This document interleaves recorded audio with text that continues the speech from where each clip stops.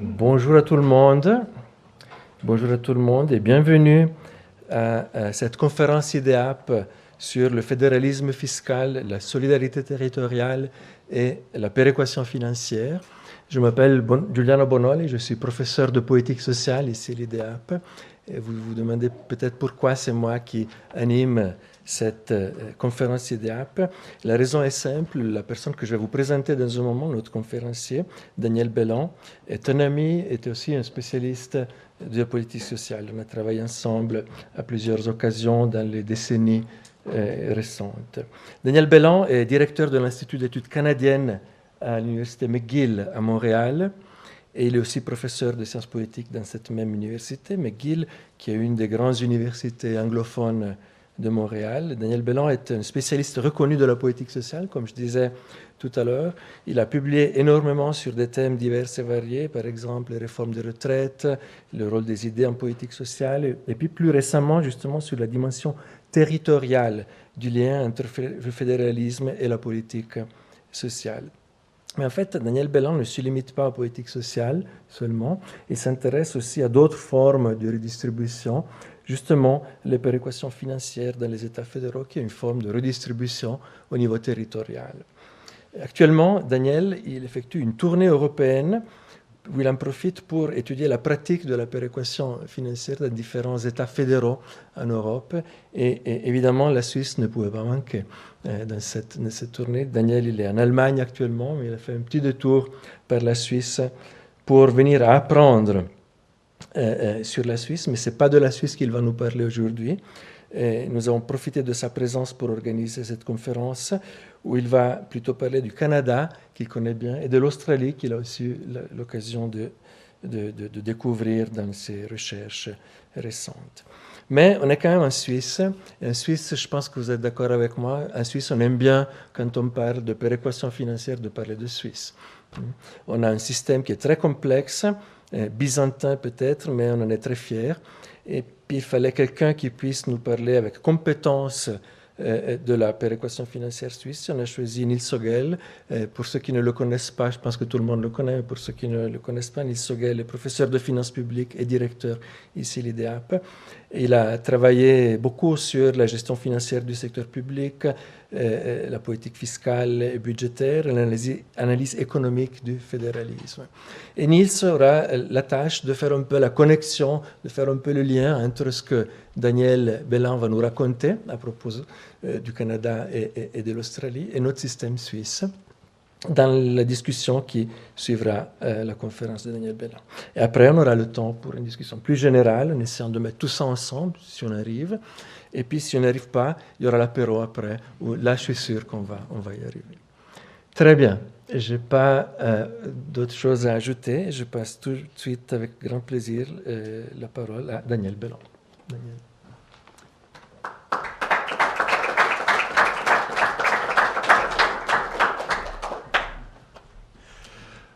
Bonjour ou bonsoir. Il est 17 heures, on va dire peut-être encore bonjour. Merci, Giuliano, pour ton introduction. Oui, je suis ici donc seulement pour quelques jours. C'est pas ma première visite et j'espère que c'est pas ma dernière. J'aime beaucoup Lausanne.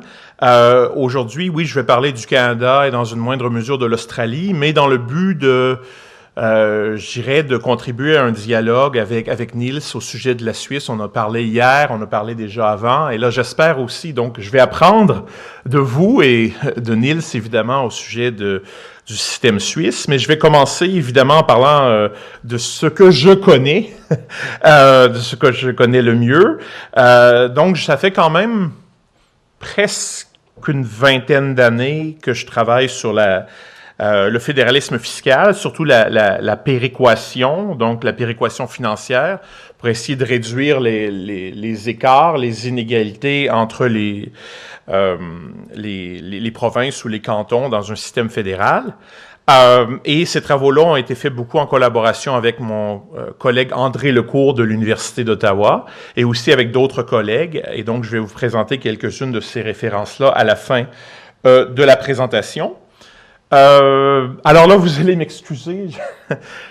Ce midi, on m'avait demandé de parler en anglais et ce soir, c'était en français, donc mes diapositives sont bilingues, mais surtout en anglais, mais je vais parler en français, évidemment. Donc, aujourd'hui, j'aimerais parler de la péréquation financière en lien avec la question de la solidarité territoriale comme enjeu politique, comme enjeu intergouvernemental. Et donc, c'est vraiment une discussion sur la relation entre la péréquation financière et les conflits politiques sur le plan territorial dans un système fédéral. Donc, je vais commencer par une comparaison entre l'Australie et le Canada, parce que l'Australie, c'est un pays qui me fascine, mais aussi qui était un précurseur dans le développement des systèmes de péréquation. La commission fédérale sur la péréquation a été créée en 1933 et a servi de point de départ pour le débat au Canada, notamment sur la péréquation. Notre système datant de 1957. Ici, le système que vous avez actuellement est beaucoup plus récent. Mais il y a évidemment des similarités, mais aussi des différences qui sont importantes et qu'on va discuter aujourd'hui. Je suis politologue de formation et donc mon angle d'attaque ici, c'est la science politique. La plupart des spécialistes de la péréquation financière ou du fédéralisme fiscal sont des économistes, comme Niels. Et j'ai aussi collaboré avec des économistes sur la question. Mais aujourd'hui, je prends une perspective qui est celle de la science politique, tout en, évidemment, m'inspirant des travaux d'économistes sur la question, parce que c'est ce qui est vraiment dominant dans les travaux internationaux sur le fédéralisme fiscal et surtout la péréquation financière. Alors, quand on parle de fédéralisme fiscal, il y a deux enjeux importants. Je dirais il y a l'axe vertical et l'axe horizontal. Donc, l'axe vertical, c'est souvent ce qu'on appelle au Canada le déséquilibre fiscal entre l'État fédéral et les États fédérés, ou le niveau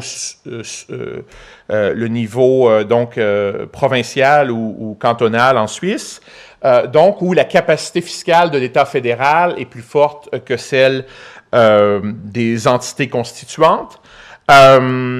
Et il y a donc le déséquilibre vertical, il y a le déséquilibre horizontal, où ce sont les inégalités entre les différents membres d'une fédération, d'une confédération, donc entre les inégalités régionales ou les inégalités territoriales entre donc les unités constituantes.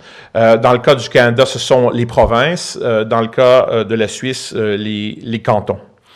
Quand on parle de péréquation, on parle donc de s'attaquer au déséquilibre horizontal, c'est-à-dire de réduire les inégalités fiscales entre les différentes unités constituantes.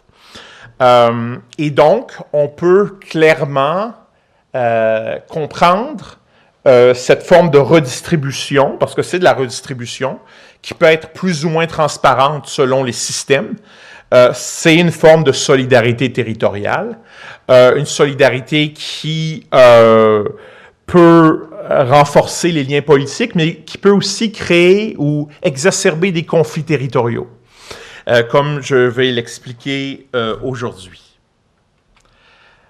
Alors, on va parler un peu du Canada et de l'Australie.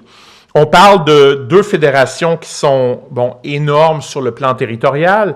J'ai regardé juste avant aujourd'hui. Alors, le Canada, c'est 242 fois la Suisse sur le plan territorial. L'Australie, c'est un peu plus petit, c'est 188 fois la taille de la Suisse. Mais, alors là, c'est intéressant aussi, et je pense que ça joue un rôle sur le plan politique. On a seulement 6 États et 2 territoires en Australie, Canada, 10 provinces et 3 territoires. Alors que la Suisse, vous avez 26 cantons pour un pays qui est beaucoup plus petit, avec une population qui est moindre aussi, même si là, l'écart est beaucoup moins important, évidemment, que l'écart territorial, si on veut. Alors, on a 2 fédérations ici qui ont un système de péréquation qui est vraiment un programme défini dont le rôle est explicite. Le rôle, c'est vraiment de réduire les inégalités territoriales en matière de capacité fiscale entre les États et les territoires dans le cas de l'Australie et entre les provinces dans le cas du Canada. Alors au Canada, la péréquation fiscale ne s'applique pas aux territoires, aux 3 territoires qui sont le Nunavut, les territoires du Nord-Ouest et le Yukon, parce qu'ils ont leur propre système fiscal. Il y a un programme fédéral qui, dans ce cas, s'attaque au déséquilibre vertical et horizontal, déséquilibre qui est très, très fort sur le plan vertical dans les territoires parce que leur capacité fiscale est limitée. Donc, ils dépendent beaucoup plus du gouvernement fédéral que les provinces.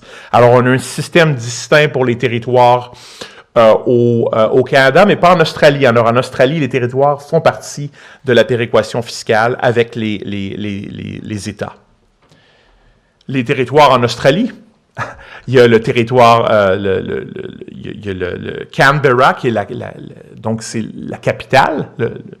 Donc, c'est un peu l'équivalent de Washington, D.C. aux États-Unis, si on veut. Et il y a donc le Northern Territory, donc au nord, où il y a un niveau de peuplement qui est limité. Donc, c'est 2 territoires qui sont très différents l'un de l'autre en Australie, alors qu'au Canada, les 3 territoires dont on parle sont au nord et ont une population d'à peine 40 à 45 000 habitants, même si chaque territoire est beaucoup, beaucoup plus grand que la Suisse, mais avec une population minuscule de 45 000 habitants, 40-45 000 habitants, ce qui fait que c'est évidemment très cher aussi quand on parle de services, hein, parce qu'il y a un éloignement géographique qui est énorme, et c'est ça. C'est un enjeu important dans ces régions nordiques au Canada. Donc, si on parle de l'Australie, alors vous avez la carte ici avec les 6 États et les 2 territoires. Et donc, ce qui est intéressant avec l'Australie, et d'ailleurs c'est le cas au Canada aussi, et je pense que c'est différent en Suisse, mais on pourra en parler tout à l'heure, Niels. Dans le cas de l'Australie, la péréquation financière, donc la création de cette Commonwealth Grant Commission, donc la commission sur les transferts fédéraux, c'est ma traduction, mais il n'y a pas beaucoup de traductions disponibles, ça a été créé en 1933, l'année où il y a eu un référendum sur l'indépendance de l'Australie de l'Ouest, donc Western Australia. Et à l'époque, en fait, le référendum, le oui, donc l'indépendance, l'avait emporté. Finalement, ils n'ont pas quitté l'Australie, ils ne sont pas devenus indépendants, mais leur revendication territoriale avait en partie un fondement économique et fiscal, et la création de cette commission et de ce système de péréquation australien était une réponse à ce conflit territorial qui existait entre donc l'Australie de l'Ouest et le reste du pays et le gouvernement fédéral. Et donc, la création de cette commission en 1933, une commission indépendante qui, en fait, conseille le gouvernement fédéral. Donc, à chaque année, on a un rapport donc de la commission qui est envoyé donc au gouvernement australien, et c'est leur choix de l'adopter ou pas.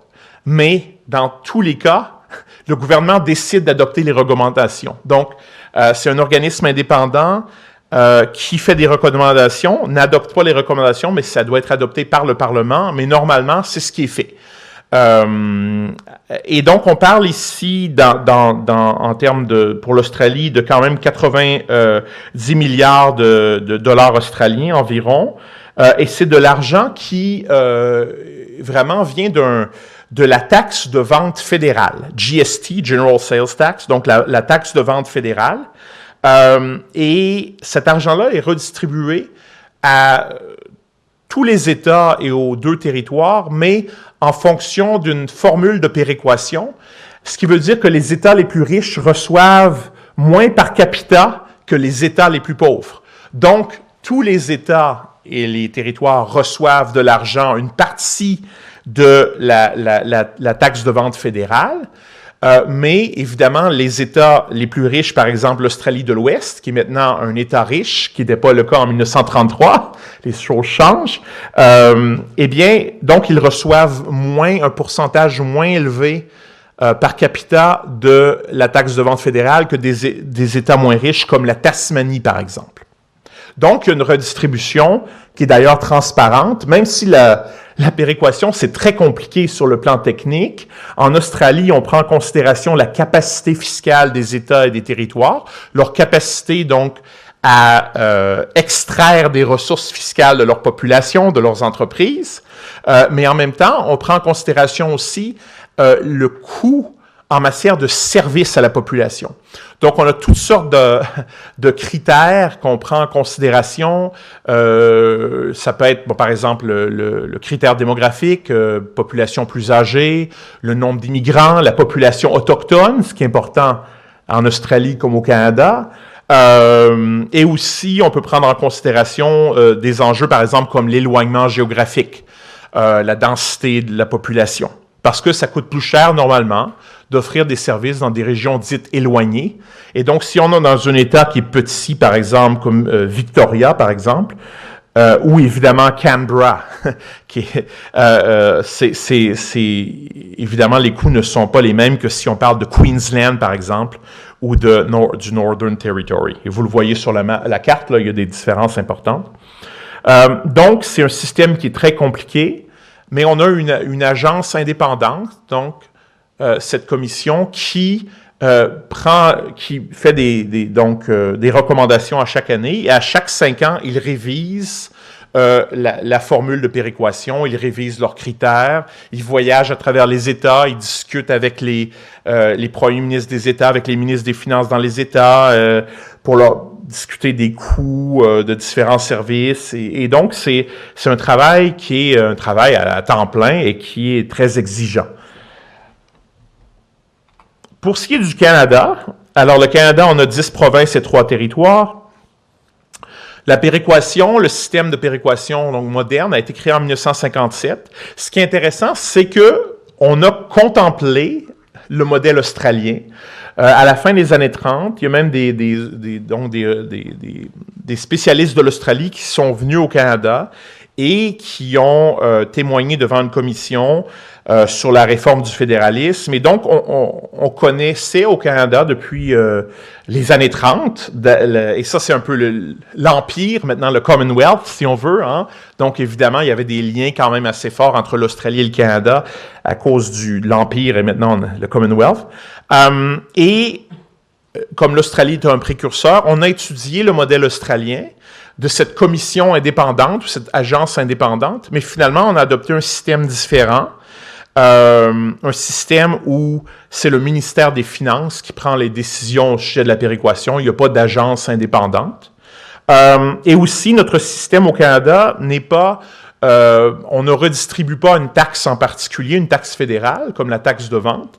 Ce qu'on fait, c'est qu'on dépense à même le trésor fédéral, donc le budget fédéral. On parle de 25 milliards de dollars donc pour cette année. Et là, le système est différent de l'Australie aussi parce que en Australie, toutes les provinces reçoivent, tous les États et les territoires reçoivent une portion de la taxe de vente fédérale. Au Canada, la péréquation n'est offerte qu'à, et là je pense qu'on est plus dans le modèle suisse, il y a les provinces qui reçoivent la péréquation et il y a celles qui n'en reçoivent pas, dont on dit qu'elles sont contributrices, mais en fait, c'est financé entièrement par les taxes et les impôts fédéraux. Donc, les provinces les plus riches n'envoient pas de l'argent directement aux provinces les plus pauvres. C'est le gouvernement fédéral qui, en fonction de sa base fiscale, de ses taxes et de ses impôts, qui envoie de l'argent, mais seulement aux provinces qui sont sous la moyenne fédérale, sous la moyenne nationale, en matière de capacité fiscale. Donc, en général, les provinces les moins pauvres, les provinces les plus pauvres ont une capacité fiscale moins élevée, évidemment, et donc ce sont les provinces qui reçoivent de la péréquation, alors que les provinces les plus riches sont au-dessus de la moyenne nationale en matière de capacité fiscale, et ces provinces-là ne reçoivent pas de péréquation. Évidemment, on le sait, c'est le cas en Suisse, c'est le cas en Australie et ailleurs, sur le plan économique, il peut y avoir des provinces qui deviennent plus riches par rapport à la moyenne au fil des ans et d'autres qui deviennent plus pauvres, qui déclinent. Et on a vu ça au Canada. Donc, il y a des provinces qui, pendant longtemps, ont reçu de la péréquation, qui n'en reçoivent plus. Par exemple, la Saskatchewan, où j'ai déjà habité. J'ai habité en Saskatchewan lorsque la Saskatchewan a perdu la péréquation. Et ça a été un peu un drame politique parce qu'on n'est pas content lorsqu'on perd quand même des sommes importantes qui arrivent comme ça chaque année du gouvernement fédéral sans aucune condition. Hein. Donc, on peut faire ce qu'on veut avec l'argent. Et donc, parfois, il y a des provinces qui n'ont plus droit à la péréquation. Parfois aussi, il y a des provinces qui y ont droit à nouveau. Donc, depuis la création du programme de péréquation en 1957, toutes les provinces ont reçu de la péréquation, mais l'Alberta, qui est la province la plus riche, province pétrolière, l'Alberta n'a pas reçu de péréquation depuis le milieu des années 60. Et ça va nous aider un peu à comprendre ce qui se passe en ce moment en Alberta, c'est-à-dire une révolte contre la péréquation, qui fait partie aussi d'un conflit politique plus général entre le gouvernement fédéral et cette province.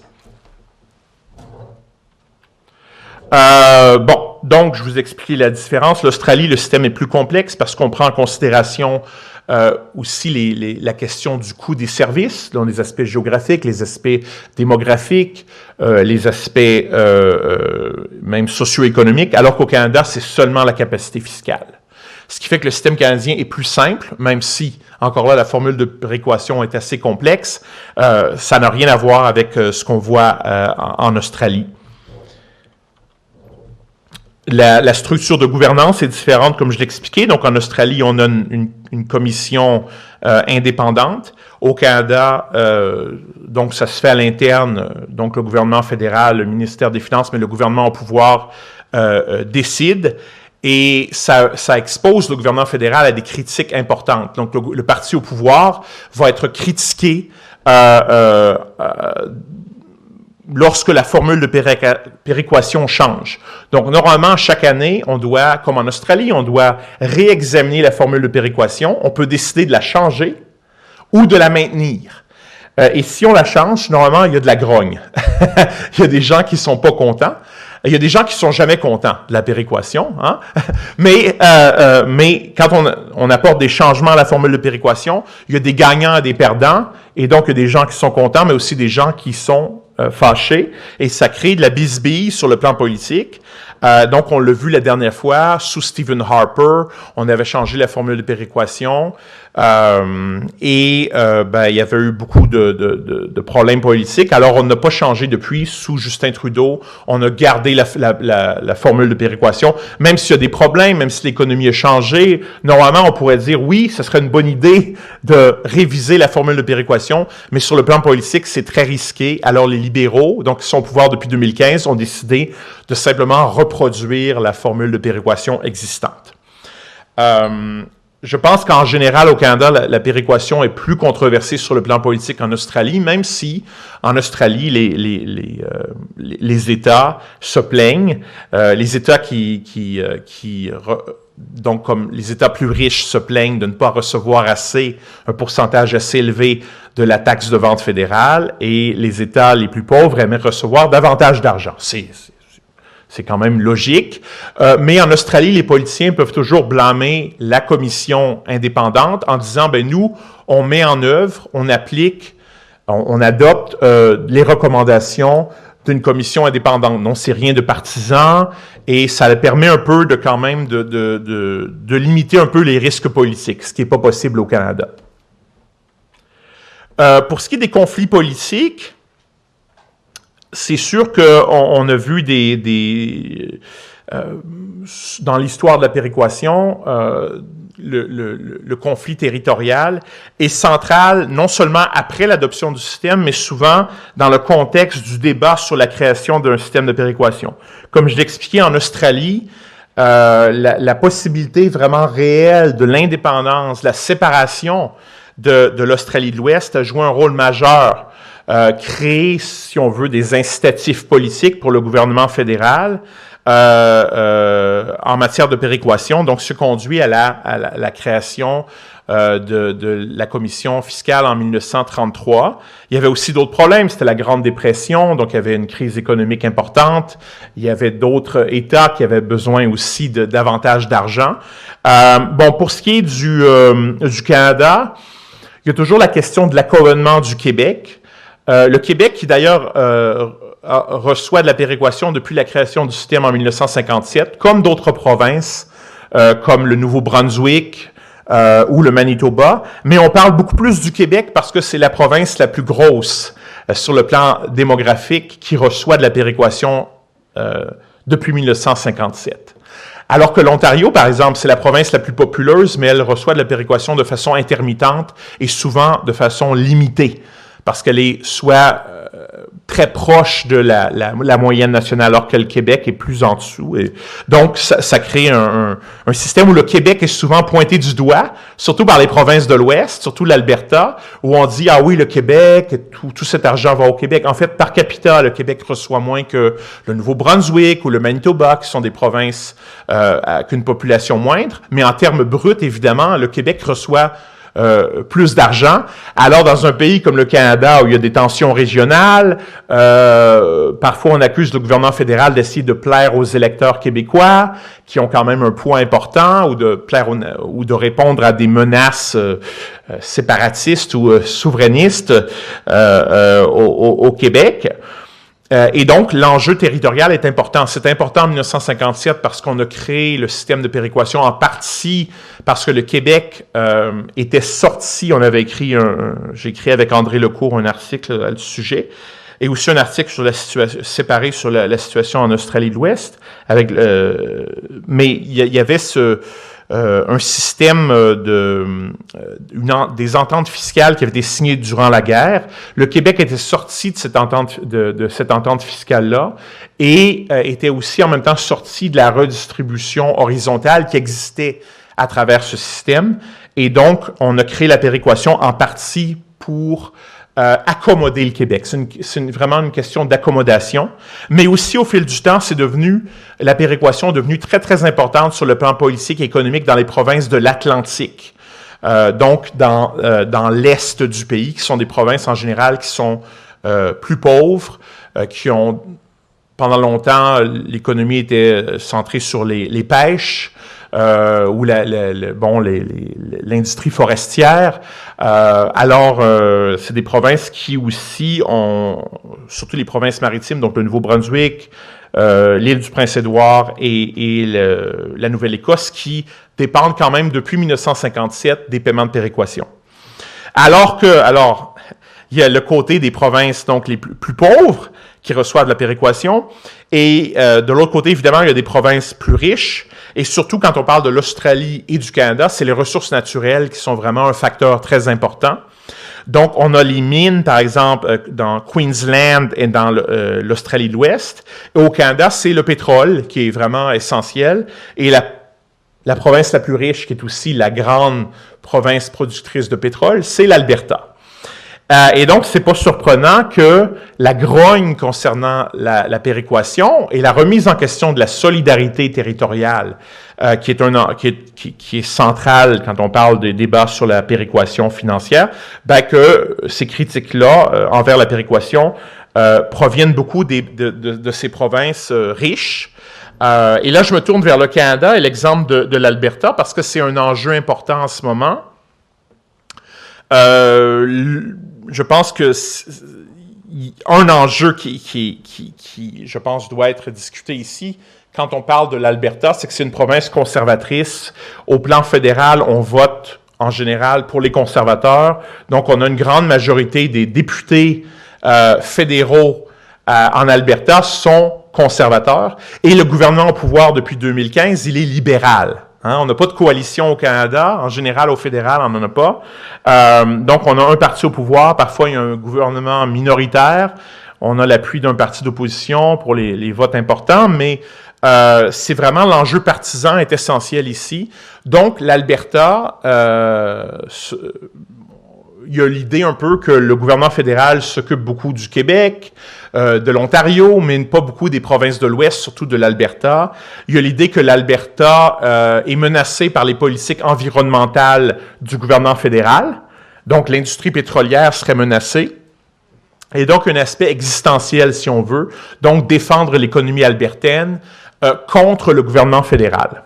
Donc, le gouvernement fédéral est perçu souvent par les conservateurs de l'Alberta comme étant un prédateur, et un prédateur qui est à la solde du Canada central, entre guillemets, ce qui est l'Ontario et le Québec, ou même l'Est, donc l'Ontario, le Québec et les provinces de l'Atlantique.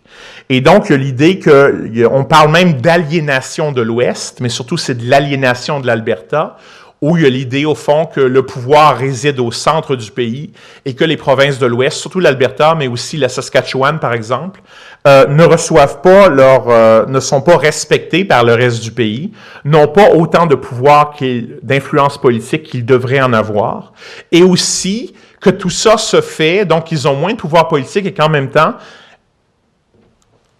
en étant la province la plus riche, ils contribuent de façon disproportionnée aux finances fédérales et aussi, évidemment, au programme de péréquation dont ils ne reçoivent pas un sou.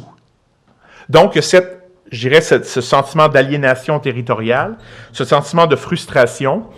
Et en Alberta, on lit beaucoup, et en Saskatchewan, qui est la province voisine, qui est aussi une province productrice de pétrole, la deuxième province productrice de pétrole au Canada après l'Alberta, où on a des gouvernants de droite qui sont au pouvoir et qui, évidemment, passent leur temps à critiquer le gouvernement libéral fédéral, qui est complètement sous-représenté dans leur province. Hein. En Saskatchewan, il y a seulement un seul député libéral, et c'est nouveau, en fait, pendant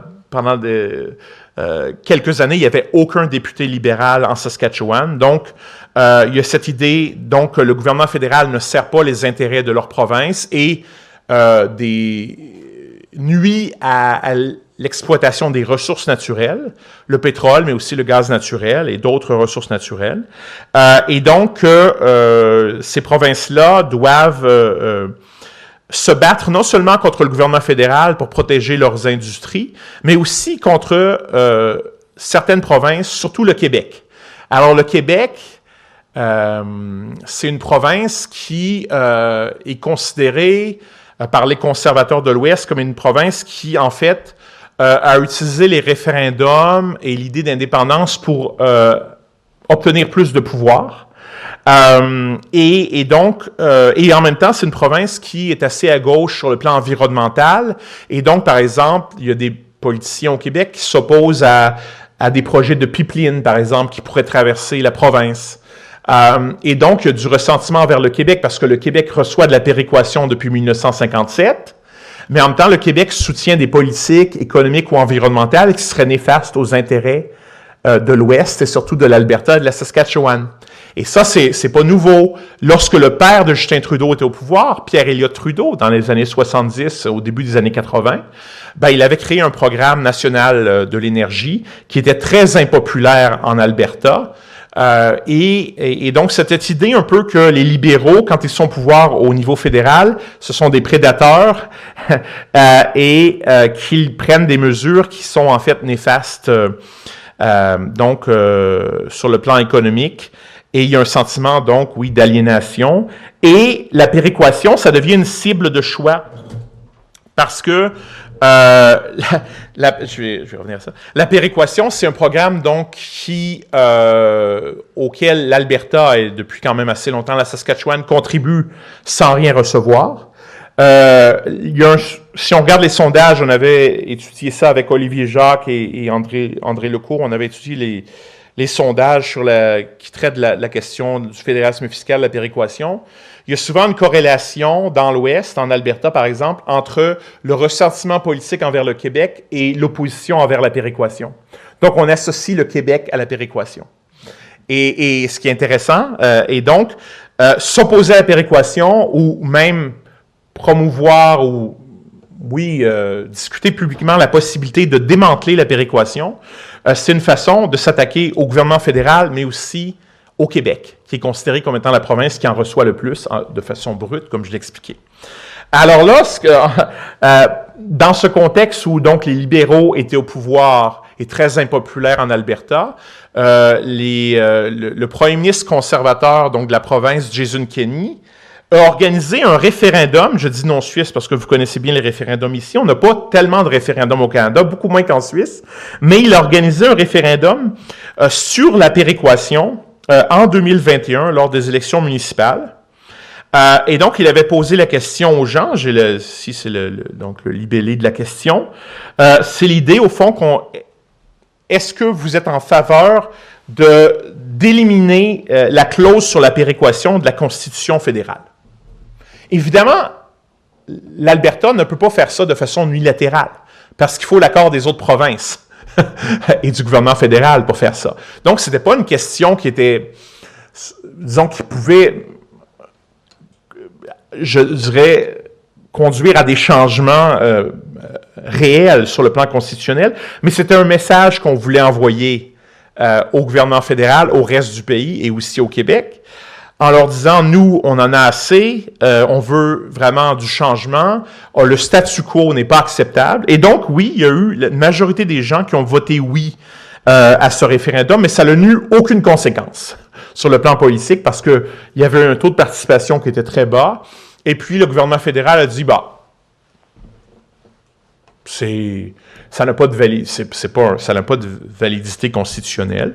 Donc, on est passé à autre chose, mais on a continué à critiquer la péréquation et ça se fait toujours aujourd'hui. Alors là, il y a une nouvelle premier ministre en Alberta, en fait, qui s'appelle Danielle Smith. Et elle est très critique envers la péréquation financière. Et pour beaucoup de conservateurs albertains, la péréquation, c'est le symbole d'une sorte de ce qu'ils voient comme étant une oppression politique de leur province, qui est pourtant la province la plus riche, mais et donc une oppression qui serait, je dirais, le produit d'une alliance entre le gouvernement fédéral et certaines provinces comme le Québec. Hein? Et donc, maintenant, on ne parle plus d'un référendum sur la péréquation, mais d'un référendum sur l'indépendance de l'Alberta. Alors, on est monté, et ça, c'est la première ministre Danielle Smith a annoncé récemment qu'elle baisserait le nombre de signatures nécessaires pour un référendum d'initiative populaire sur l'indépendance de l'Alberta. Est-ce que l'Alberta peut devenir indépendante? Théoriquement, oui, mais ça aurait des conséquences économiques probablement très néfastes. Aussi, évidemment, c'est une province productrice de pétrole, mais il n'y a aucun accès à la mer ou à l'océan. Hein? Donc, il faudrait que les pipelines, il faudrait donc travailler avec les autres provinces au Canada pour pouvoir acheminer le pétrole vers les marchés ou continuer avec les pipelines qui existent déjà vers les États-Unis.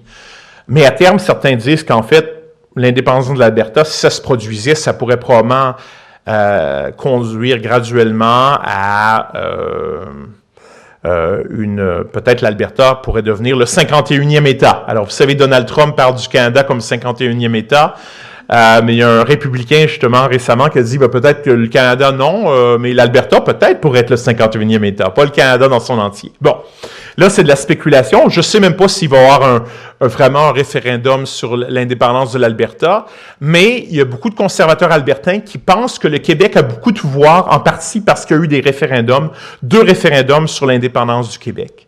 Même si ces référendums-là ont échoué, c'est-à-dire que le oui ne l'a pas emporté, même si en 1995 c'était très, très serré, il y a l'idée que la menace référendaire, la menace de quitter la fédération, ça augmente le pouvoir politique d'une province.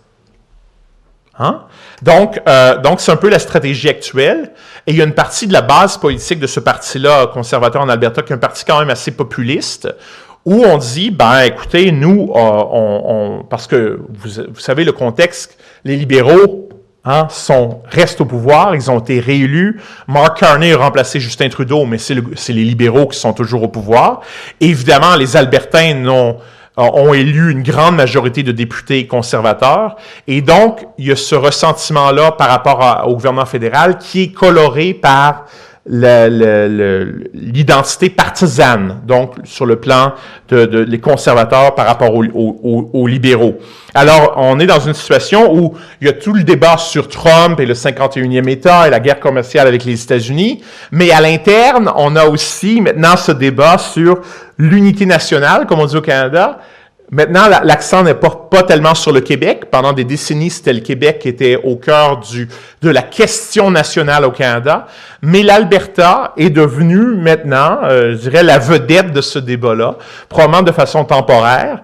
S'il y a une conjoncture politique particulière, surtout donc la logique partisane dont je viens de parler.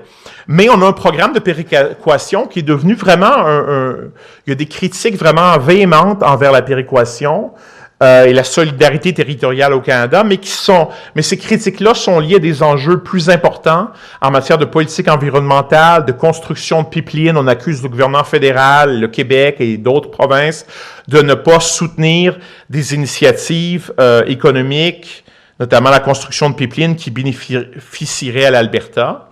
Alors, on est dans une situation où en ce moment, il y a une minorité d'Albertains, mais quand même une minorité significative, ça dépend des sondages, de gens qui soutiennent l'indépendance.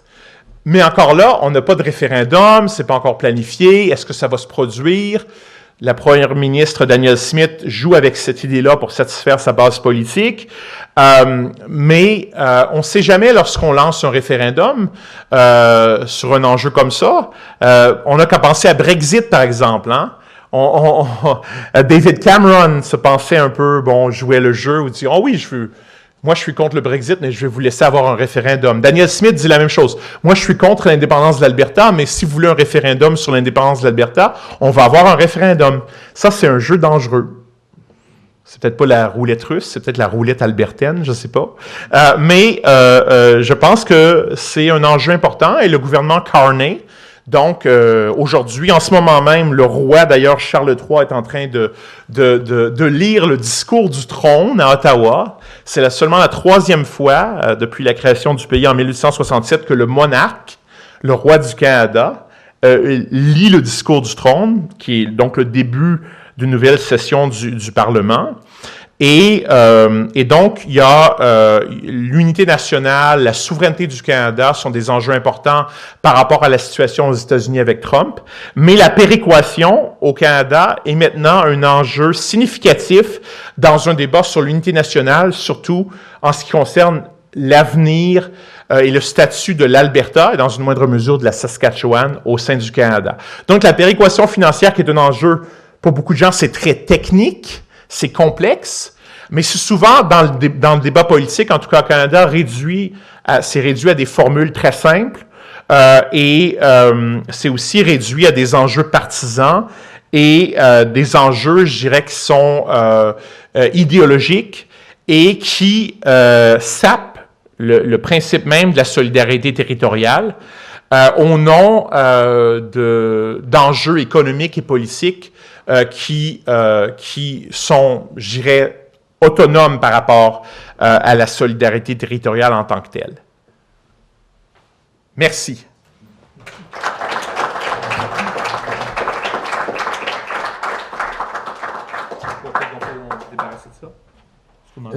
Attendez. Alors, merci beaucoup d'abord, Daniel. C'était fascinant d'écouter tout ça. Évidemment, on a tous vu des parallèles avec la Suisse, je pense. On peut aussi peut-être un peu relativiser. Et en Suisse, on se plaint de la péréquation financière, il me semble. Chaque fois que le gouvernement fédéral annonce les chiffres, il y en a qui se plaignent en tout cas. Mais on est bien loin du niveau de tension et de controverse qu'on voit au Canada. Peut-être que la péréquation suisse était mieux réfléchie, mieux construite. Peut-être que c'est parce que c'est des Suisses et ce n'est pas des Nord-Américains qui habitent dans le pays concerné. Je ne sais pas, mais peut-être que Niels Sogel aura des pistes pour nous aider à réfléchir à tout ça. Niels, tu as la parole.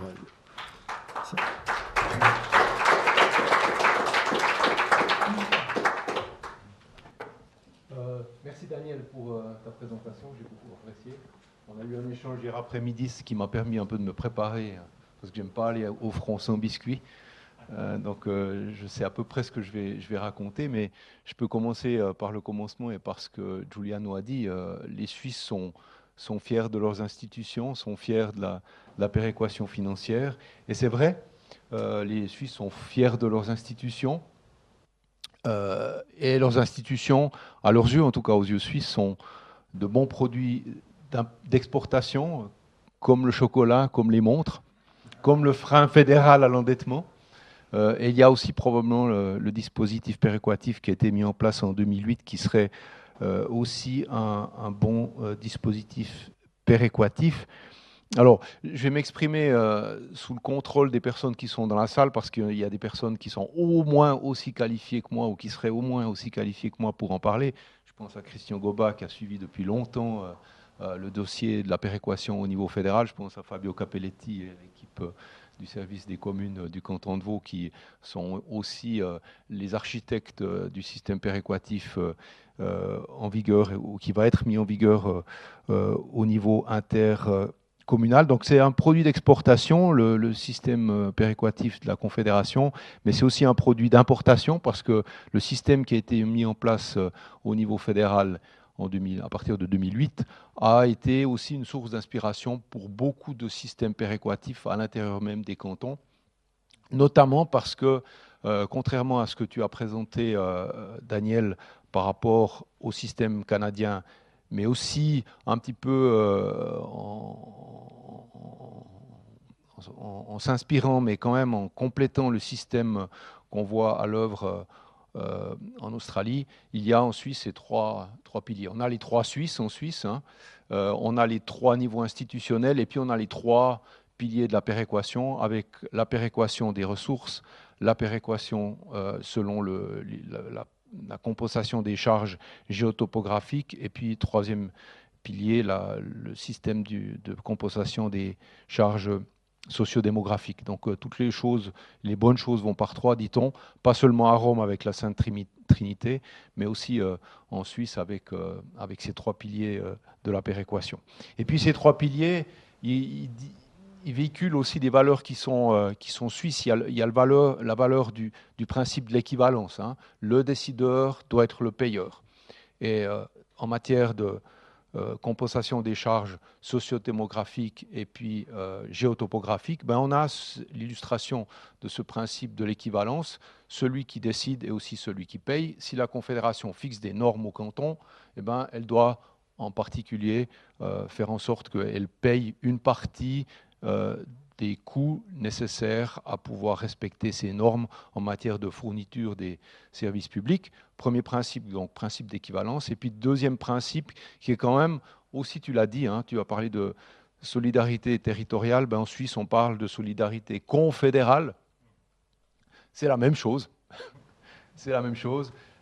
Mais c'est une solidarité qui s'exerce dans un sens différent de celui qu'on voit mise en œuvre au Canada et en Australie. C'est-à-dire que c'est un système à la Robin des Bois où vraiment les riches sont solidaires, alors volontaires, contrairement à Robin des Bois, qui volait contre le souhait des riches, mais volontairement qui apportent leur contribution financière aux cantons les plus pauvres. Donc là, on peut véritablement parler de solidarité confédérale, assumée et voulue, puisqu'il y a eu là une décision en référendum populaire, puisqu'il s'agissait de la modification constitutionnelle. Et là, le référendum était en plus à la double majorité, à la fois du peuple et des cantons.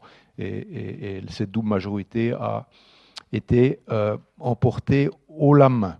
Donc, contrairement à ce que tu mentionnais, en Suisse, on a un système de financement qui est croisé, à la fois à la Robin des Bois horizontal, mais aussi vertical, en large partie aussi pour ce qui est du partage des charges sociodémographiques et géotopographiques. Alors, tu l'as dit, c'est un économiste qui parle, là, en ce moment, et puis les économistes ont été aussi à l'origine de ce système, hein. Il y a eu historiquement des tentatives de réforme de la péréquation qui est arrivée en bout de course, et je parle là des années 1980, qui avait été confié dans un premier temps à des juristes et qui n'a pas abouti. Donc, en ayant essayé la voie juridique, on s'est tourné vers la voie économique et on a mandaté, enfin quand je dis on, ça veut dire la Confédération et les cantons, ont mandaté à cette époque-là un groupe de 4 professeurs d'économie, 2 en Suisse romande, 2 en Suisse alémanique. Il faut respecter les équilibres.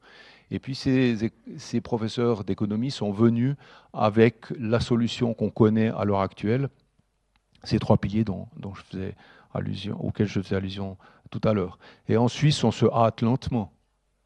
Donc, je vous parle de 1995, et j'ai aussi mentionné l'autre balise historique, 2008.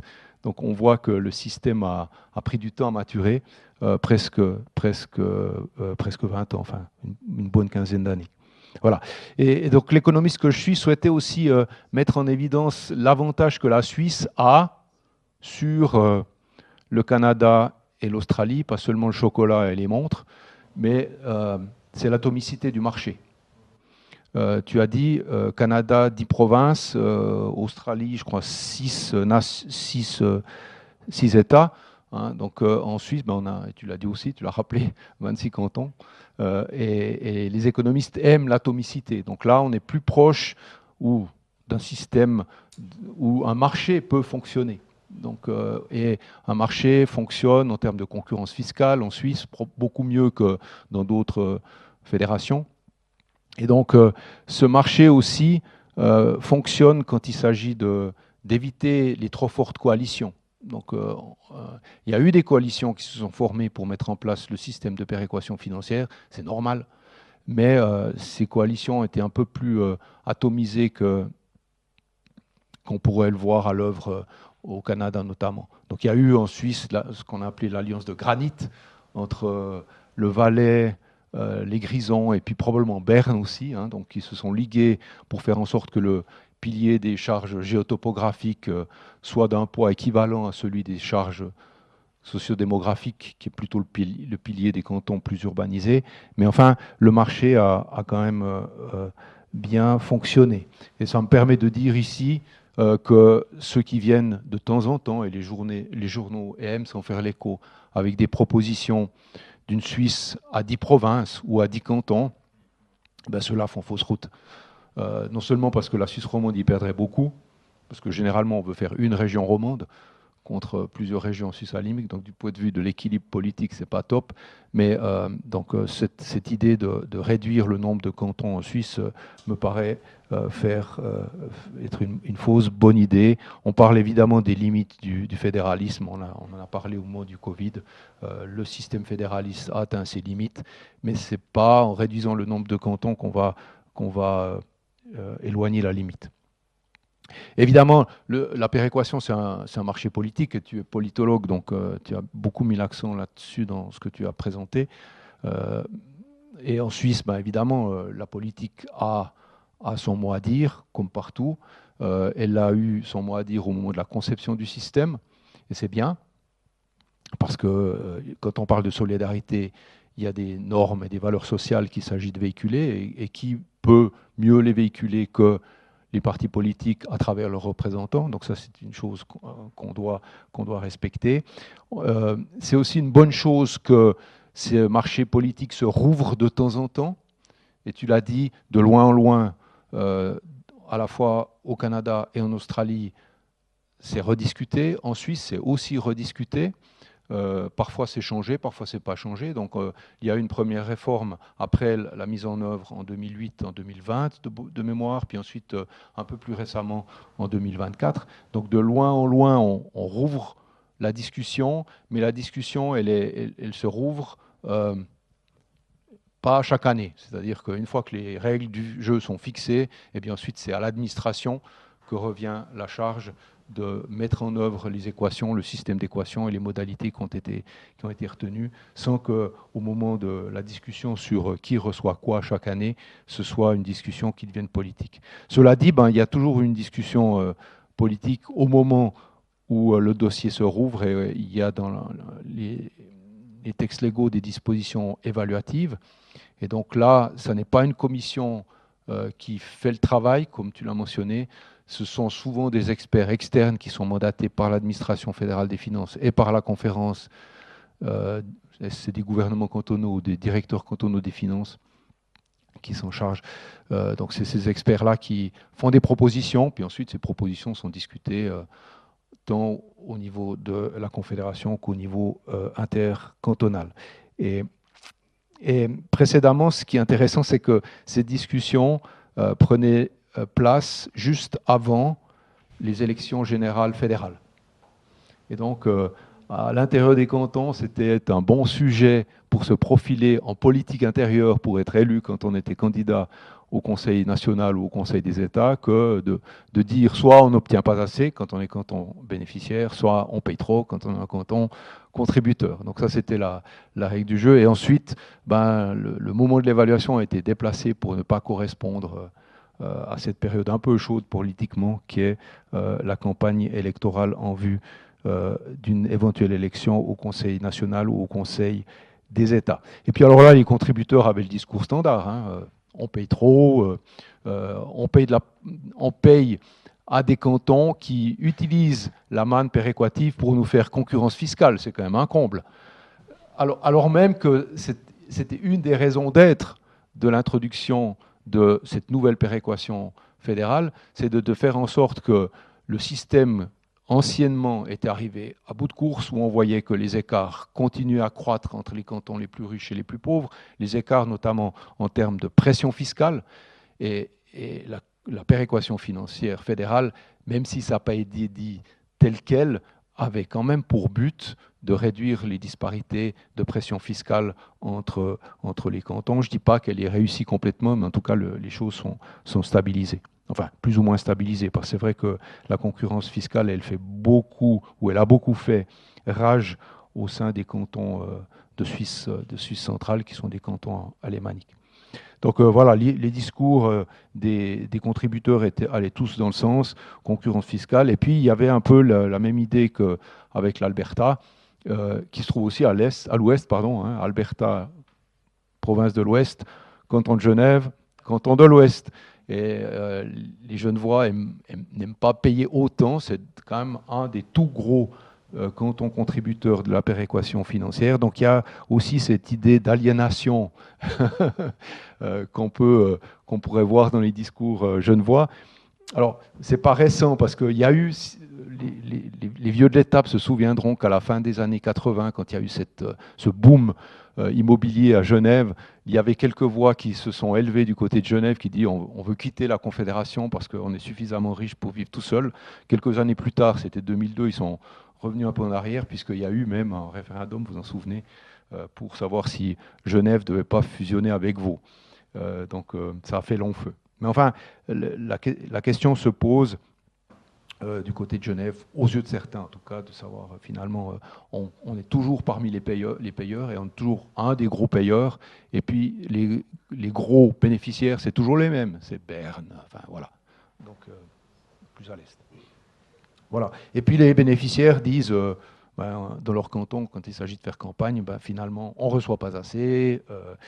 Finalement, ces disparités restent importantes entre les cantons qui sont des oasis fiscaux considérés comme tels, et puis les cantons qui sont des enfers fiscaux. Et puis, finalement, on nous sert toujours le discours parmi ces gens-là. Finalement, la péréquation, c'est le ciment de l'esprit confédéral et puis du fédéralisme coopératif. Et puis, on nous dit aussi, c'est l'autre côté de la pièce, ou un contre-argument à ceux qui disent que ça favorise la concurrence fiscale, en fait, c'est aussi la péréquation financière, un moyen d'éviter le nivellement par le bas dans les prestations qui sont offertes à la population. Parce que qui dit concurrence fiscale effrénée, dit aussi finalement potentiellement l'exode des riches contribuables vers les contrées où la fiscalité est plus clémente.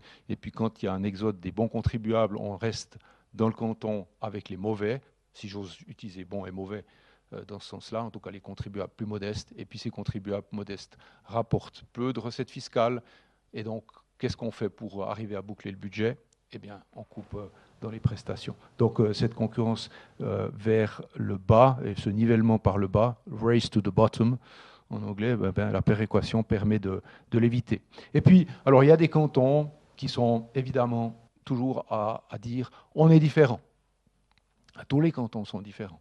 Genève est différent parce que Genève a une position internationale, c'est la Genève internationale, et devrait avoir un traitement particulier en matière notamment de partage des coûts. La Confédération devrait payer davantage Genève pour son rôle. Et puis le Tessin, ben évidemment, le Tessin, c'est le canton, c'est le seul qui est transalpin, donc il est différent de ce point de vue-là.